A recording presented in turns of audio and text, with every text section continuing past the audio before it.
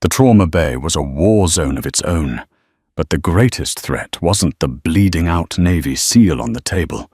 It was the 70-pound Belgian Malinois standing over his chest, teeth bared, saliva flying. Heavily armed security guards raised their tranquilizer rifles, their hands shaking with indecision. If they shot the dog, the SEAL would bleed to death before they could move the thrashing animal. If they didn't, the beast would tear out the throat of the first doctor who stepped close. Time was up. That was when the new nurse stepped past the armed guards, slowly rolling up her sleeve. Walter Reed, National Military Medical Center, hummed with the sterile, quiet efficiency of a facility accustomed to the worst humanity had to offer. It was a crisp Tuesday morning in October, but inside the emergency department, the climate was always the same. Artificially cool, smelling faintly of bleach, iodine, and the metallic tang of adrenaline. Sarah Jenkins adjusted the collar of her navy blue scrubs, her eyes fixed on the digital clock on the wall. She was 32, a highly decorated former combat medic who had transitioned to a civilian-registered nurse role precisely 3 weeks ago. Walter Reed was supposed to be a fresh start. It was supposed to be the place where she could use her skills without the constant, deafening roar of Blackhawks overhead or the concussive thump of distant mortar fire. She was trying to outrun ghosts that lately seemed to be running just a little bit faster than she was. At exactly 0914 hours, the overhead alarms shattered the quiet. It wasn't the standard code. It was a code yellow, a high-priority incoming medevac, straight from Andrews Air Force Base. "Listen up!" Dr. Richard Aris, the chief of trauma, shouted. Bursting out of the staff lounge with a half-empty coffee cup he hastily abandoned on a counter. "We have an incoming fast mover. Navy SEAL catastrophic trauma. IED blast in a forward operating zone. Stabilized just enough to fly. But he crashed over the Atlantic. He's hanging on by a thread. I want Trauma Bay 1 prepped, massive transfusion protocol initiated, and the surgical team on standby." Sarah felt the familiar, icy calm wash over her. The civilian world often overwhelmed her with its mundane problems, but chaos, she understood. She moved swiftly, pulling crash carts, priming IV lines, and hanging bags of O-negative blood. Less than 5 minutes later, the double doors of the ambulance bay burst open. The noise was immediate and deafening, but underneath the shouting of the EMTs and the frantic squeal of gurney wheels, there was another sound. A sound that made the hair on the back of Sarah's neck stand up. It was a low, guttural, vibrating growl. As the gurney was shoved into the blinding fluorescent light of Trauma Bay 1, the staff froze. Lying on the stretcher was Lieutenant Commander David Hayes. He was a terrifying canvas of shrapnel wounds, improvised tourniquets, and blood-soaked bandages. His face was pale, his lips tinged blue, and the heart monitor attached to him was emitting a frantic, thready beep. But no one was looking at David.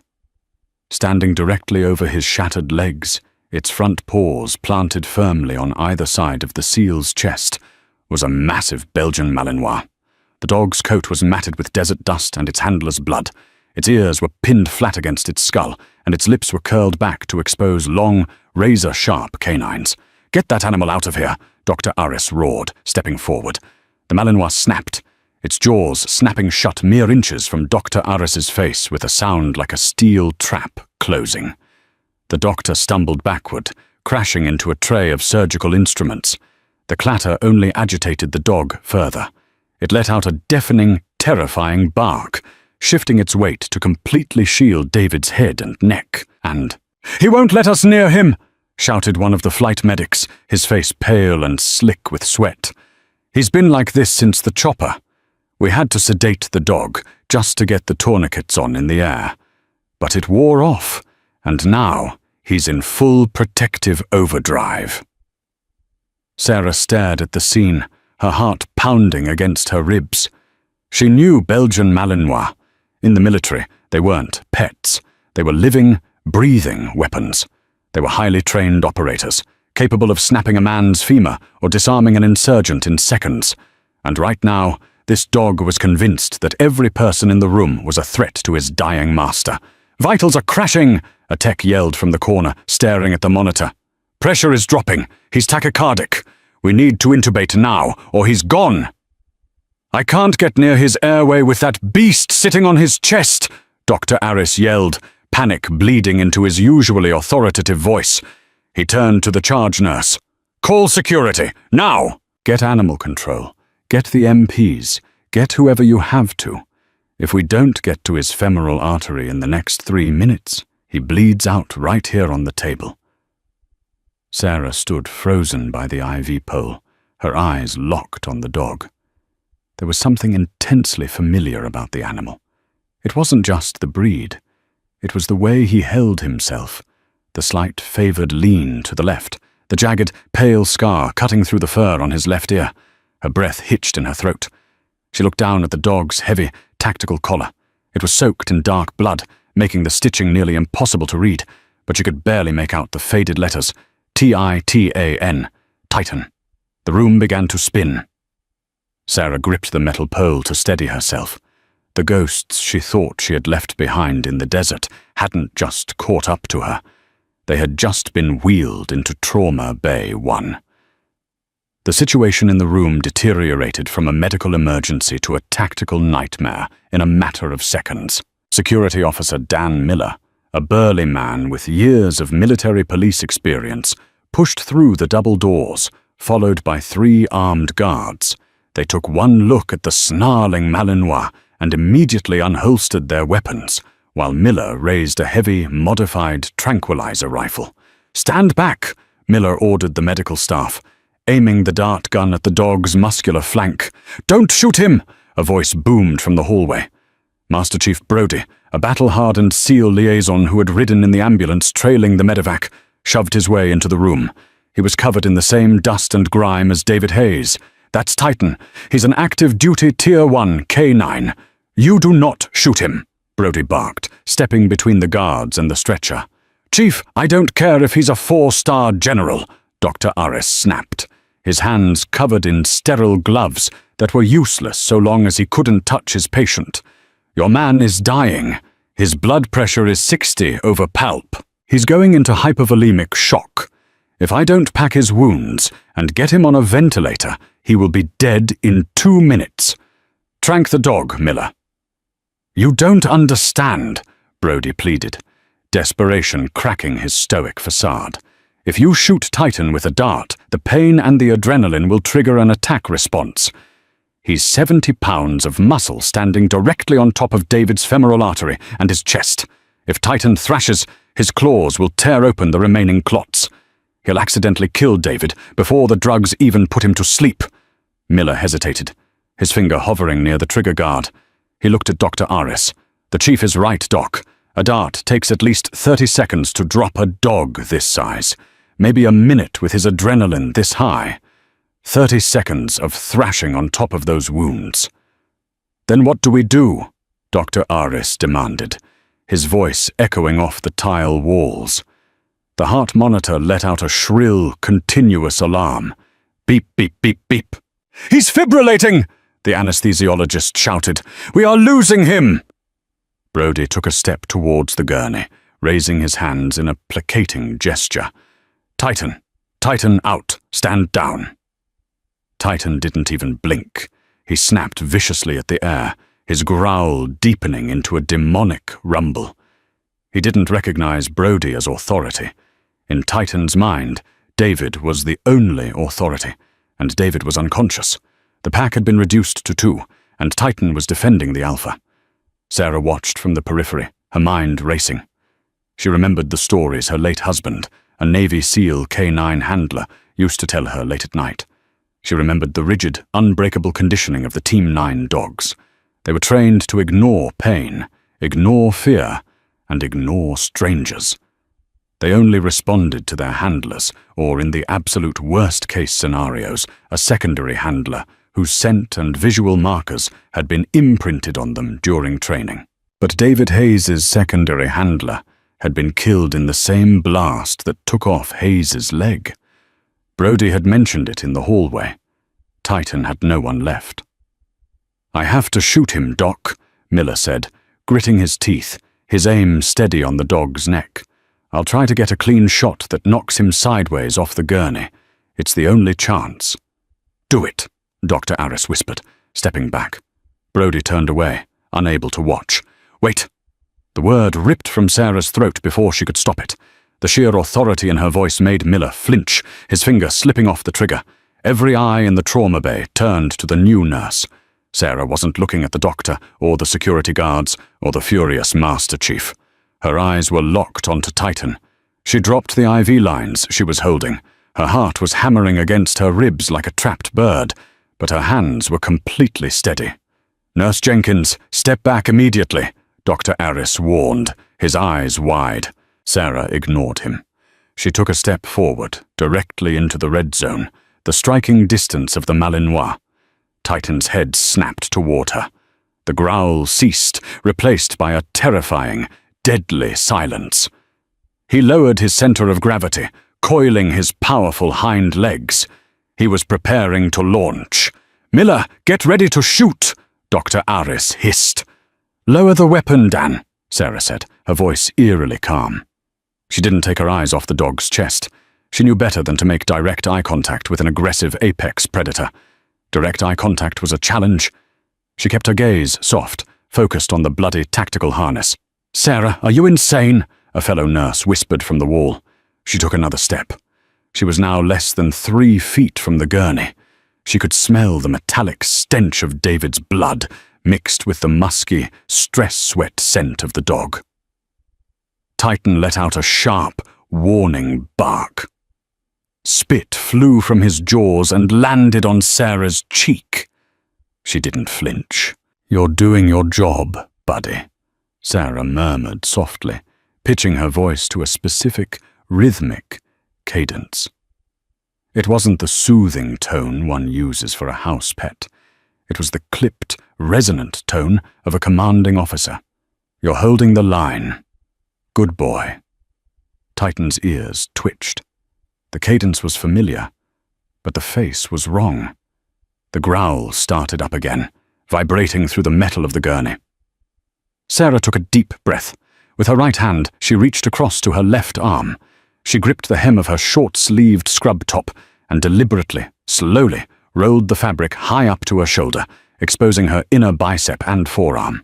The fluorescent lights glared off the pale skin of her arm, illuminating a large, incredibly detailed, and deeply faded tattoo. It wasn't just any ink. It was a massive Navy SEAL trident, but instead of the traditional eagle, the center featured a snarling war dog. Wrapped around the dog's neck was a broken leash, and deeply embedded into the shield below it were the Roman numerals 9. At the very bottom, woven into the banner, was a pair of dog tags bearing the name Jenkins T. Sarah slowly extended her left arm, palm open, keeping it low and non-threatening, presenting the inside of her arm directly toward Titan's nose. For a torturous 3 seconds, nobody in Trauma Bay 1 breathed. The only sound was the frantic, erratic beeping of David Hayes's failing heart. Miller held his breath behind the tranquilizer gun. Dr. Arris had his hands raised, ready to call the code when the dog inevitably tore the young nurse's arm to shreds. Master Chief Brody stared, his eyes darting between the incredibly specific tattoo on Sarah's arm and the dog on the table. Titan's muscles were trembling with tension. He leaned forward, his nose stretching out toward Sarah's extended forearm. Sarah held her ground. She knew that if she showed even a microscopic flinch of fear, the dog would strike. She channeled every ounce of grief, love, and iron-willed discipline she had learned from her husband, Tommy Jenkins, the man who had helped train the very first generation of Team 9K9S.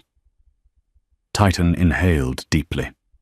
The dog's wet nose brushed against the ink on Sarah's skin. He was taking in her scent, the faint smell of antiseptic soap, but beneath it, the pheromones of absolute calm. He was taking in the visual marker of the Team 9 crest, a symbol embedded into his visual recognition training since he was a 6-month-old pup, and he was processing the audio cue of her voice. Suddenly, the horrific, vibrating growl stuttered. It hitched in Titan's throat. The dog blinked. The pinned-back ears slowly began to rotate forward. The stiff, rod-like tail dropped a fraction of an inch. Sarah didn't move her arm. She leaned in, just an inch, and spoke a command in German, the foundational language for all elite military working dogs. Titan, Ruhe. Quiet, rest. It was a command specifically reserved for handlers, a command to stand down not from aggression, but from duty. Titan let out a sound that broke every heart in the room. It wasn't a bark, and it wasn't a growl. It was a high-pitched, incredibly sorrowful whimper. The massive dog's legs seemed to give out under him. He dropped his head, gently resting his heavy snout directly onto Sarah's tattooed forearm, licking the ink where her husband's name was written. Tears pricked Sarah's eyes, but she blinked them away. "I know, buddy. I know," she whispered. She slid her right hand smoothly up his neck, finding the heavy tactical handle on the back of his harness. She gripped it firmly. Titan, higher. Here. With a firm, guiding pull, Sarah stepped backward. Titan didn't resist. He practically melted off the gurney, landing on all fours beside Sarah, his body pressing tightly against her leg for comfort. The second the dog was clear, the spell broke. "Go, go, go!" Dr. Aris screamed, diving towards the gurney. The medical team swarmed David Hayes like a hive of bees, pushing one of EPI. "I need a size 8 endotracheal tube now. Clamping the femoral. Get me more suction. I can't see the bleeder." The chaos resumed at 10 times the speed. Nurses were shouting, monitors were blaring, and the metallic clatter of surgical tools filled the air. But Sarah stood entirely still amidst the hurricane, her left hand buried deep in the thick fur of the Malinois' neck. Titan sat rigidly by her side, his amber eyes tracking every movement the doctors made over his handler, but he didn't make a sound. He trusted the woman with the mark of his pack. "We have a pulse," the anesthesiologist yelled over the din. "Pressure is coming up. 80 over 50. He's stabilizing. Let's move him," Dr. Aris commanded. "Or 3 is prepped. Let's get him upstairs before he crashes again. Move! Move!" The team unbraked the gurney and shoved it forward, sprinting out of the double doors towards the surgical elevators. Within seconds, Trauma Bay 1 was completely empty, save for the blood on the floor, the discarded medical wrappers, Sarah, the dog, and Master Chief Brody. Brody slowly lowered his hands. He looked at the empty space where his dying friend had just been, and then he slowly turned his gaze to the nurse in the blue scrubs. Sarah let out a long, shaky breath. The adrenaline was finally leaving her system, and her knees felt like water. She sank down right there on the blood-spattered linoleum floor. Titan immediately circled her once and laid down, resting his massive head heavily in her lap, letting out an exhausted sigh. Sarah stroked his scarred left ear, her tears finally spilling over and dropping into his dusty fur. Master Chief Brody took a slow, heavy step toward her. The intimidating, battle-scarred veteran looked completely bewildered. He stared down at Sarah, his eyes locked on the tattoo that was still exposed on her arm. "Nurse," Brody said, his voice a low, rough gravel that demanded an immediate answer. Sarah looked up, her hand still rhythmically stroking the dog's neck. "That crest," Brody pointed a thick, calloused finger at her arm. "That is the Team 9 K9 unit insignia. It's not public. It's not in the database. The only people who wear that ink are the primary handlers of the Tier 1 dog teams." Brody's eyes narrowed, searching her face. "And every single handler from the original Team 9 died in the Korangal Valley 6 years ago. Where the hell did you get that ink?" Sarah looked down at the dog tags woven into her tattoo. Her thumb traced the name Jenkins. "I didn't get it from a parlor," Sarah said softly, looking back up at the Master Chief. "I got it from my husband, before he deployed for the last time." Brody's face went entirely slack. "Jenkins. Tommy Jenkins. Tommy the Whisperer. Jenkins was your husband?" "Yes," Sarah whispered. "And Titan. Titan was his first puppy." Sitting on the cold, blood-spattered linoleum of Trauma Bay 1, Sarah let the reality of the moment wash over her. Master Chief Brody stood above her, a mountain of a man who looked entirely undone by the revelation. The sterile chaos of Walter Reed National Military Medical Center carried on outside the double doors, oblivious to the ghosts that had just resurrected themselves in this room. Breathing heavily, Titan rested his massive head in Sarah's lap, his amber eyes fixed on the doors where his handler had disappeared. His breathing was ragged, a testament to the adrenaline slowly draining from his heavily muscled frame. "Tommy brought him home when he was just 8 weeks old," Sarah said softly, her voice barely carrying over the distant hum of the hospital's HVAC system. She traced the jagged scar on Titan's left ear, a wound he had received in the same ambush that had taken her husband's life 6 years ago. He was the runt of the litter at Lackland Air Force Base. Tommy fought tooth and nail to keep him in the Tier 1 program. He said Titan had more heart than the rest of the pack combined. Brody slowly lowered himself onto a rolling stool, resting his elbows on his knees. After the Korangal Valley, after we lost Tommy, Titan wouldn't eat, he wouldn't train. Command was going to medically retire him, maybe even put him down because his aggression levels were off the charts. But David, Brody swallowed hard, looking towards the ceiling. Lieutenant Commander Hayes refused. He moved his cot into Titan's kennel, slept there for 3 weeks. He told Command that Tommy had entrusted the dog to him. He brought Titan back from the brink. Sarah's chest tightened. She had never known what happened to her husband's dog. The military had simply told her that Tommy's K9 had survived and remained classified. Knowing that David Hayes, the man currently bleeding out on an operating table 3 floors up, had saved the last living piece of her husband, filled her with an overwhelming, desperate need to protect him. Their quiet moment was violently shattered as the double doors swung open. Captain Richard Sterling, the hospital's chief of administrative operations, marched into the room.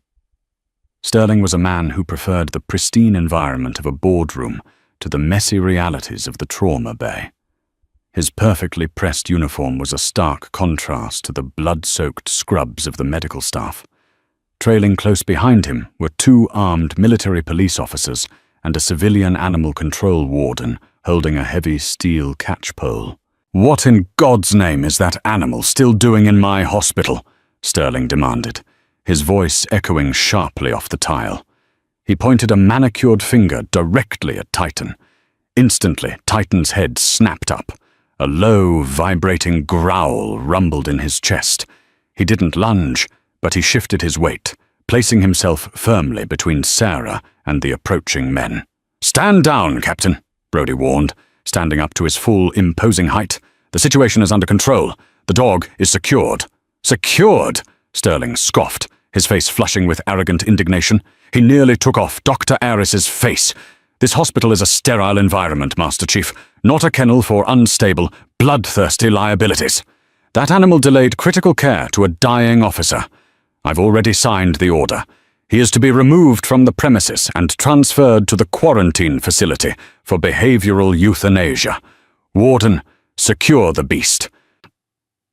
The animal control warden stepped forward, raising the steel loop of the catch-pole.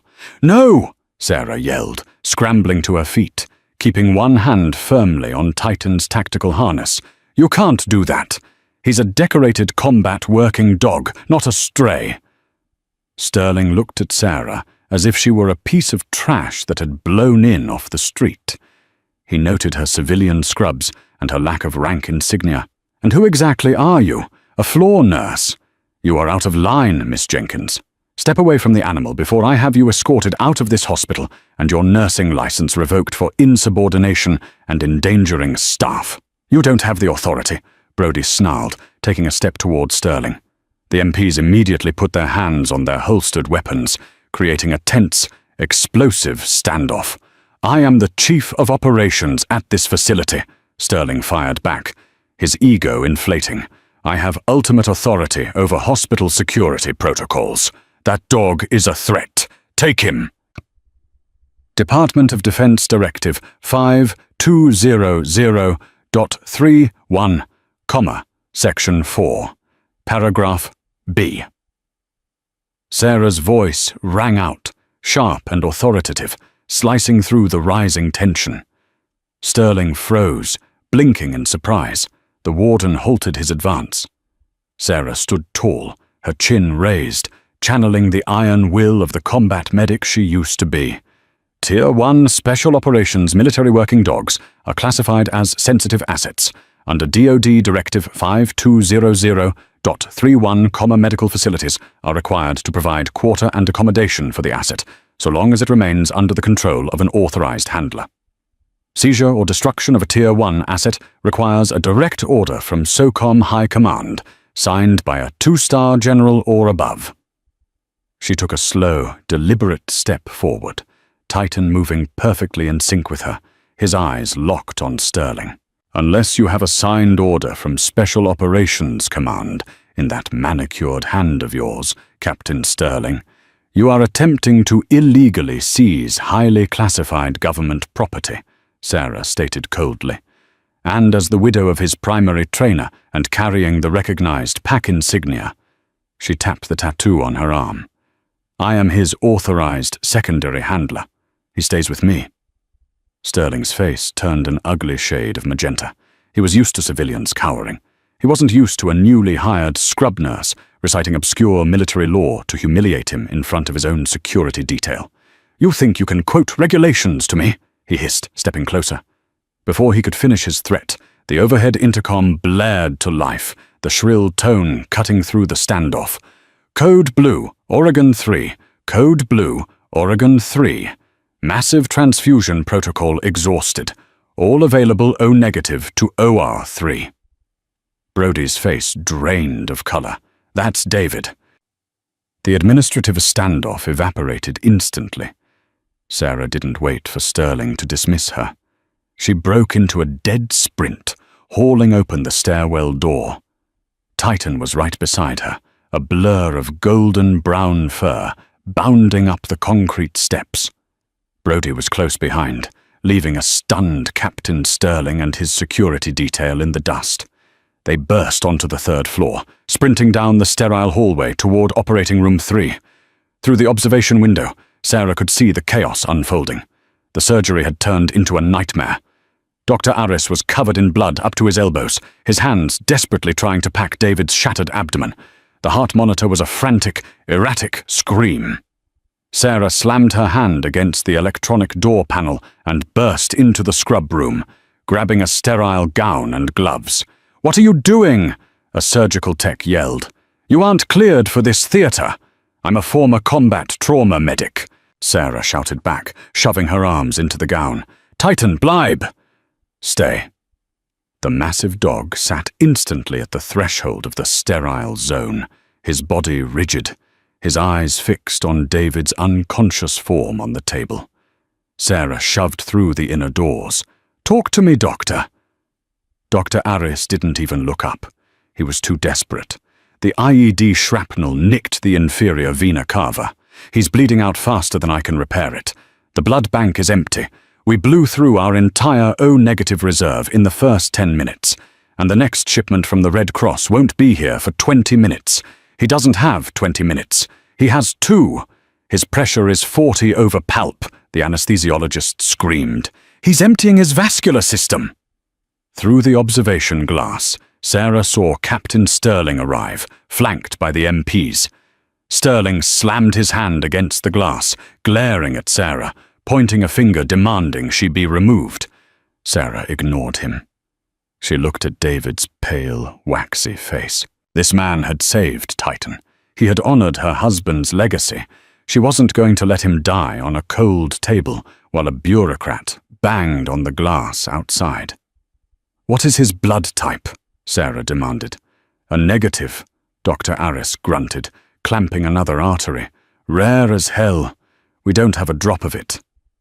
Sarah's heart skipped a beat. "I do." Dr. Aris's head snapped up. "What? I am A negative," Sarah said, stepping up to the table. She began ripping open a large-bore IV kit with terrifying speed. "We are initiating a Valkyrie protocol. Whole blood, direct transfusion. From me to him." The room went dead silent. save for the frantic alarms. The Valkyrie Protocol, the walking blood bank, was a desperate battlefield maneuver where a soldier directly donated whole, warm blood to a wounded comrade in the dirt. It was highly effective in war zones. It was strictly, unequivocally, illegal in civilian-regulated hospitals due to the risks of unscreened blood-borne pathogens. "Are you insane?" Dr. Aris gasped. "If I allow a direct, unscreened transfusion in this hospital, Sterling will have my medical license, and he'll have you thrown in federal prison." "He's going to die in 60 seconds, Sarah roared, slamming a tourniquet onto her own left arm, right over her husband's tattoo. "He is a Navy SEAL. He didn't survive a bomb in the desert just to die, because Captain Sterling is worried about liability paperwork. Put the line in my arm, Aris, or so help me God, I will do it myself."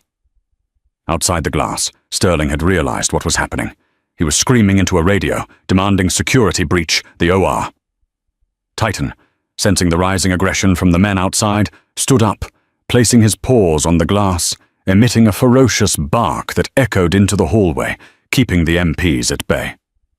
Dr. Aris looked at the dying SEAL, then at the fierce, unyielding nurse, offering her own lifeblood.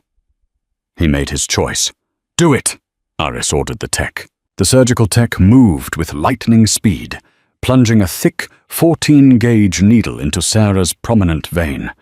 They hooked the tubing directly to a rapid infuser pump, and the other end straight into the central line in David's neck. Sarah winced as the large needle bit into her flesh, but she didn't look away. She squeezed a surgical sponge in her hand, pumping her fist to force her blood out faster. Deep, dark red blood, warm and rich with fresh clotting factors, rushed through the clear tubing, crossing the gap between the widow and the soldier her husband's dog loved. "Infusing fresh whole blood," the anesthesiologist reported, his voice shaking. 10 seconds passed, then 20.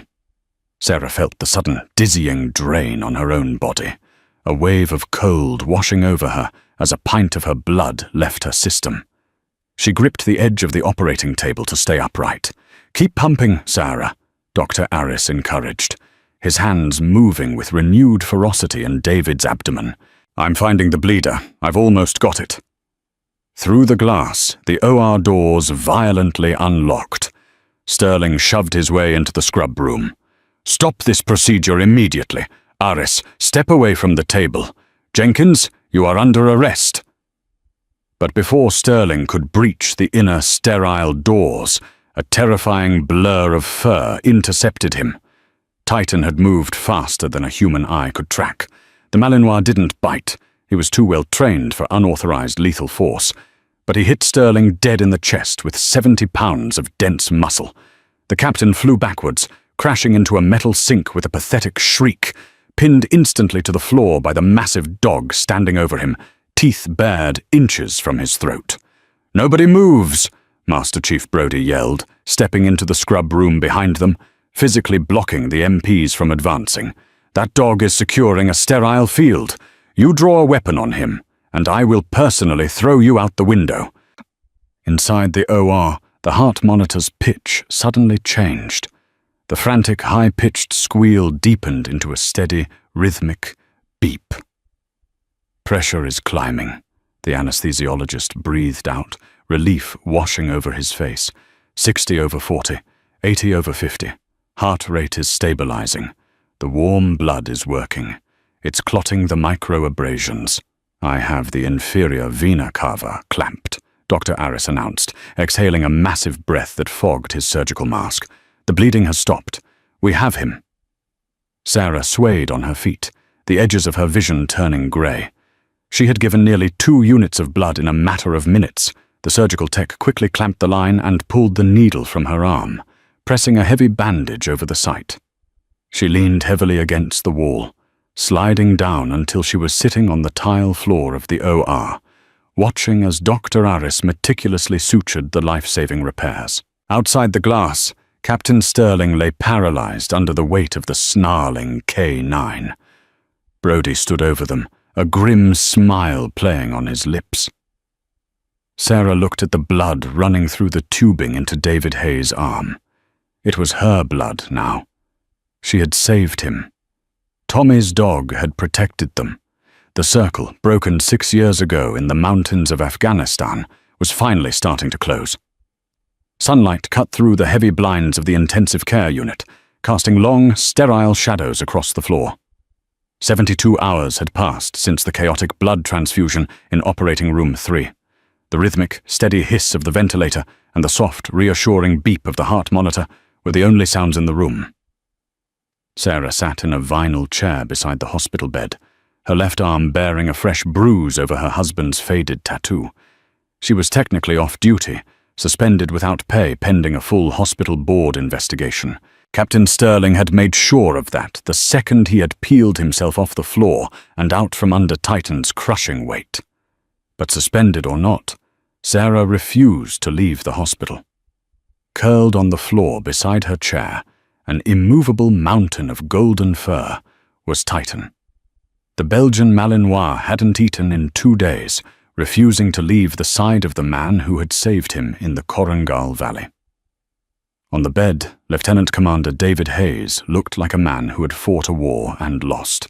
His left leg was heavily bandaged where the shrapnel had shredded the muscle, and his abdomen was a patchwork of surgical staples. But his color was returning. The A-negative blood flowing through his veins, Sarah's blood, had given him the fighting chance he needed. Suddenly Titan's ears swiveled. The dog lifted his heavy head, letting out a soft, inquiring whine. He placed 2 front paws gently on the edge of the mattress, his nose hovering inches from David's face. David's eyelashes fluttered. His chest hitched against the breathing tube. Slowly, painfully, his eyes opened. They were a striking, piercing blue, clouded with pain and confusion. He blinked against the harsh fluorescent lights, his gaze frantically darting around the room until it locked onto the dog. A weak, trembling hand lifted from the sheets, resting against Titan's snout. The dog let out a ragged sigh, leaning his entire weight into the touch. Sarah stood up quickly, pressing the call button. "David," she said softly, moving to the other side of the bed. "Don't try to speak. You're at Walter Reed. You're safe. You're going to be okay." David turned his head toward her. His eyes, sharp and intelligent despite the heavy narcotics, studied her face. Then his gaze drifted downward, landing on her bare left arm, which she had crossed over her chest. The edge of the trident and the war dog tattoo peeked out from under her short sleeves. His eyes widened. He reached up, weakly tapping his own chest, right over his heart, before pointing at her arm. Sarah understood. She slowly uncrossed her arms, stepping closer so he could see the ink clearly. "I know," she whispered, her voice thick with unshed tears. "I'm Sarah. Tommy was my husband." Tears instantly welled in the hardened Navy SEAL's eyes. He closed them, a solitary drop escaping and tracing a path down his scarred cheek. He turned his hand over, offering his palm. Sarah took it, a small, warm hand enveloping his cold, calloused fingers. The connection was instantaneous, a shared bridge of grief, survival, and a profound, unspeakable understanding. They were the only 2 people left in the world who truly understood the ghost of Tommy Jenkins. The quiet, fragile moment was shattered by the sound of the heavy wooden door swinging open. Captain Richard Sterling strode into the ICU, his uniform impeccably pressed, a smug, venomous smile playing on his lips. Flanking him were 2 high-ranking hospital administrators with thick clipboards and a pair of stern-looking military police officers. "How touching!" Sterling sneered, his eyes darting from Sarah's held hand to the dog. "But this unauthorized visitation ends now." Titan immediately stepped in front of the bed, his lips curling back to expose his fangs, a low, rumbling growl starting deep in his chest. "Titan sits," David croaked, his voice raw from the extubation tube that had been removed just hours prior. The dog instantly sat, but his eyes never left Sterling. "Captain Sterling," Sarah said, stepping in front of David, shielding him. "He just woke up. He is in critical condition. You need to leave." I don't take orders from suspended, insubordinate civilian contractors, Sterling spat, stepping fully into the room. He turned to the administrators. Document this. She is trespassing in a restricted ICU. He looked back at Sarah, his eyes gleaming with malicious triumph. Nurse Jenkins, your impromptu heroics in my operating room violated 14 separate hospital protocols, including the unauthorized, unscreened transfer of bodily fluids. You bypassed the blood bank, you assaulted a superior officer by proxy using that vicious animal, and you hijacked a surgical theater.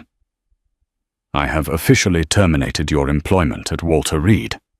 Sarah felt the blood drain from her face, but she didn't flinch. I saved his life.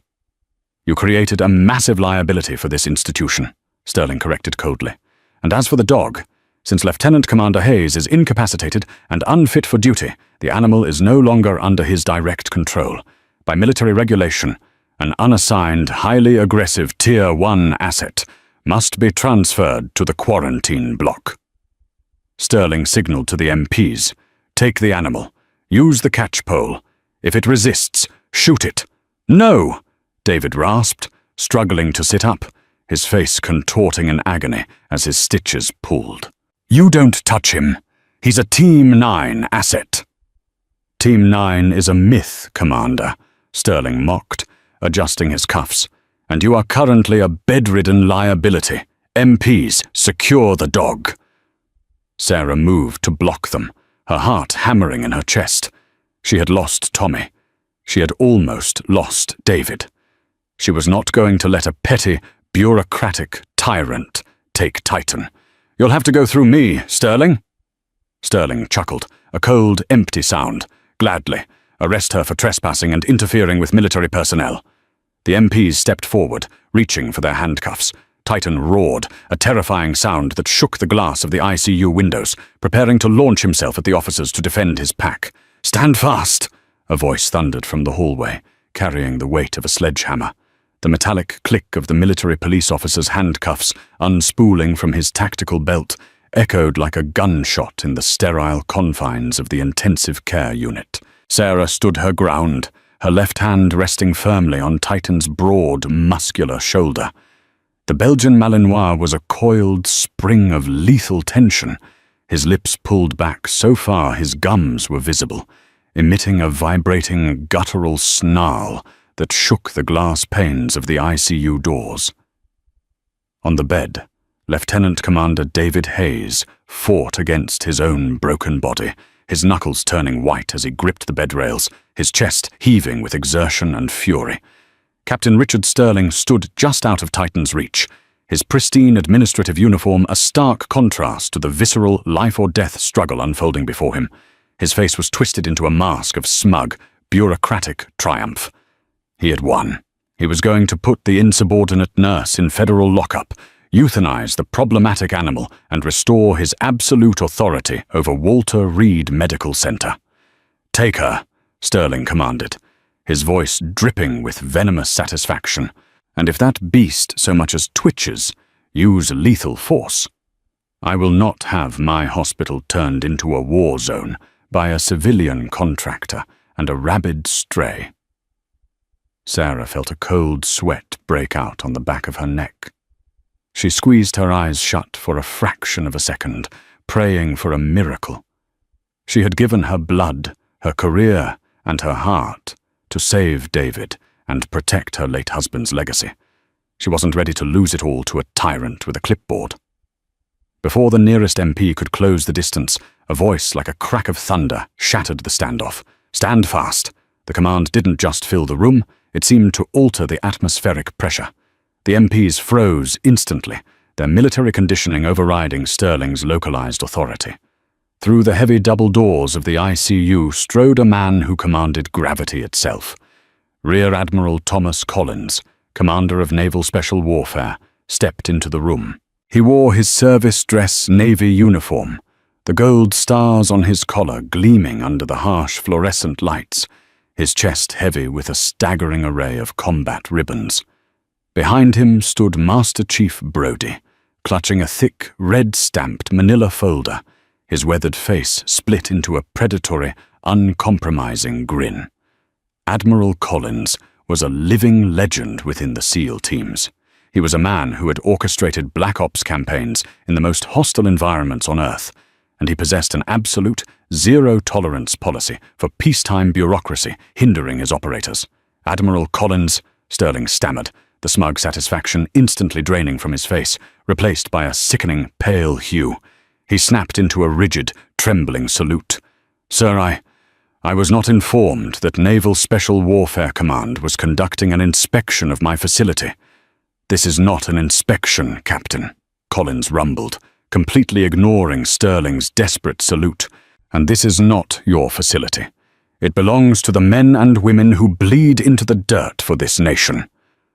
Collins bypassed the panicked administrator entirely, walking directly to the foot of David's bed. The Admiral's steel-grey eyes swept over the wounded SEAL, noting the extensive bandaging and the steady rhythm of the heart monitor. Then he looked down at Titan. The massive dog had immediately ceased his aggressive snarling. Recognizing the aura of ultimate, unquestionable alpha command, Titan snapped into a perfect, rigid sitting position, his amber eyes locked onto the Admiral. Finally, Collins turned his gaze to Sarah, his eyes lingering specifically on her left arm, where the faded Team 9 K9 insignia and Tommy's dog tags were tattooed into her skin. "Sir," Sterling interrupted frantically, stepping forward in a desperate bid to salvage his collapsing authority. "I must insist that this woman be removed immediately." She completely compromised all medical and legal protocols. She initiated an illegal, unscreened battlefield transfusion in a civilian-regulated operating theater. Furthermore, she weaponized that dangerous animal against a superior officer. I was simply executing standard disciplinary regulations to protect the integrity of the hospital. Admiral Collins slowly turned his head to look at Sterling. The sheer disgust radiating from the seasoned commander was palpable. "Captain Sterling," Collins began, his voice dropping to a dangerously quiet register that made the MPs instinctively take a step back. "Do you have the slightest comprehension of the survival rate for a completely severed inferior vena cava in a combat casualty?" Sterling swallowed hard, his Adam's apple bobbing nervously. Sir, I am an administrator, not a frontline trauma surgeon. The regulations clearly state the survival rate is 0, Collins cut him off bluntly. Unless someone with the exact right blood type, the precise tactical medical training, and an absolute, uncompromising lack of fear is standing right beside that table, willing to risk everything to break your peacetime rules. Collins reached back, and Brody slammed the manila folder into his waiting hand. The Admiral tossed it onto David's tray table with a heavy thud. "Inside that folder is the official after-action report, signed and sworn by your own Chief of Trauma, Dr. Richard Aris," Collins stated, stepping into Sterling's personal space, forcing the captain to cower backward. "It explicitly documents that Lieutenant Commander Hayes was exactly 60 seconds from irreversible vascular collapse. Your blood bank was entirely depleted. Your precious, bureaucratic regulations were going to put one of my most elite tactical operators in a body bag." "But the dog, Admiral," Sterling pleaded, sweat pouring down his forehead, his voice cracking. "The dog violently assaulted me. It is a massive liability." "That dog," Collins snapped, his voice finally rising to a terrifying roar, "is a Tier 1 combat working dog with more confirmed enemy neutralized than your entire administrative staff combined. He was executing his training by securing a sterile perimeter to protect his incapacitated handler. You foolishly breached that perimeter. You are exceptionally lucky he only knocked you on your back. Had he deemed you a lethal threat, your throat would currently be resting on the linoleum in Operating Room 3. Sterling opened his mouth, gasping like a fish out of water, but no sound emerged. The arrogant tyrant was thoroughly, systematically dismantled in front of the very subordinates he had tried to weaponize. "You claim to cherish regulations, Richard?" Collins asked, pulling a single crisp sheet of paper from his breast pocket. "Here is a regulation you should become intimately familiar with. Article 134 of the Uniform Code of Military Justice. Conduct unbecoming an officer and a gentleman, combined with the willful, malicious interference of a critical life-saving medical procedure for a highly classified military asset. Sterling's knees visibly buckled. "Admiral, I beg you, please. You are permanently relieved of your command, Captain," Collins stated, his words ringing with absolute, crushing finality. "Effective immediately. Surrender your identification badge. The military police officers you brought here to unlawfully arrest this brave nurse will now escort you off the premises.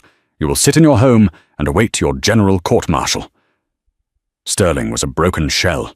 With shaking, defeated hands, he unclipped his ID badge and handed it to the MP. Without a single word, the former tyrant was marched out of the ICU in total disgrace. The heavy, oppressive air in the room instantly cleared. Admiral Collins turned back to Sarah, his stern expression softening into one of profound respect. He reached out and gently grasped her tattooed shoulder. "Tommy was an exceptional man, Sarah. One of the finest operators I ever had the privilege to command. He built the very foundation of the modern K-9 program," Collins said softly. "And today, you proved you have the exact same warrior's fire running through your veins. Your suspension is fully revoked, with full back pay. Furthermore, I am officially recommending you for the Civilian Award for Humanitarian Service." Sarah let out a breath she felt like she had been holding for 6 years. "Thank you, sir," she whispered, tears of relief finally spilling over her eyelashes. "As for Titan," the Admiral noted, looking at the dog, then at David, "Commander Hayes faces a grueling road of physical rehabilitation. He is going to require immense support." David looked up from the pillows. He pushed through the agonizing pain, reaching his hand across the bed to find Sarah's. Their fingers intertwined tightly. The electricity of the touch sent a warm, healing jolt straight to Sarah's heart. "Titan stays with his pack, Admiral," David said, his voice raspy but vibrating with quiet, unbreakable resolve. His piercing blue eyes locked onto Sarah's, a deep, silent promise passing between them, both of them. Sarah squeezed his hand back, a genuine, radiant smile illuminating her face. She reached down with her free hand, burying her fingers into the thick fur behind Titan's scarred ear. The massive Belgian Malinois leaned his heavy weight entirely against her leg, letting out a long, contented sigh. The war was over. Out of the chaos, the blood, and the pain, they had forged something beautiful and unbreakable. What a breathtaking journey of loyalty, sacrifice, and ultimate justice. If Sarah's fearless actions and Titan's unbreakable devotion touched your heart, please hit that like button right now. It helps stories like this reach more people who need a reminder that courage always defeats corruption. Who was your favorite hero in this story? The brilliant nurse, the hardened SEAL, or the loyal K-9? Let us know in the comments below. Don't forget to share this incredible drama with your friends and family to spread the power of true resilience. And if you want to experience more heart-pounding, emotional, and triumphant real-life inspired stories just like this one, make sure to subscribe to the channel and ring the notification bell. We have so many more epic tales of hard karma and romance coming your way. Thank you for watching, and we'll see you in the next video.